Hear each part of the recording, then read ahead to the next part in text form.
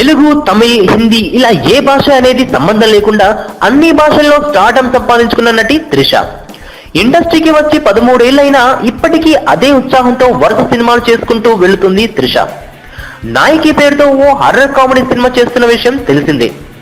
తెలుగు, తమిళ భాషల్లో ఏకకాలంలో రూపొందుతున్న ఈ సినిమాకు గోపి దర్శకుడు. హర్రర్ కామెడీకి తెలుగు, తమిళ్లో మంచి క్రేజ్ ఉన్న నేపథ్యంలో రూపొందుతున్న ఈ సినిమా ఆ కోవలో ఓ మంచి సినిమాగా నిలుస్తుందని నమ్మకం వ్యక్తం చేస్తున్నారు త్రిష. ఇక నాయకి సినిమాకు సంబంధించిన ఫస్ట్ లుక్ ఒకటి ఈ రోజే విడుదల కాగా, ఈ ఫస్ట్ లుక్ కు అంతటా సూపర్ రెస్పాన్స్ వచ్చింది. డిఫరెంట్ స్టైల్లో కనిపిస్తున్న త్రిషకు అభినందనలు వెల్లువెత్తాయి. తనను నమ్మి ఇలాంటి పాత్రను ఇచ్చిన దర్శకుడికి థ్యాంక్స్ చెబుతూ ఈ సినిమా ద్వారా తన కెరీర్ లో మరో మంచి పాత్ర రానున్నందుకు సంతోషంగా ఉందని తెలిపారు. రఘుకుంచే సినిమాకి సంగీతం అందిస్తుండగా త్వరలోనే ఈ సినిమా పూర్తి కానుందని తెలుస్తోంది.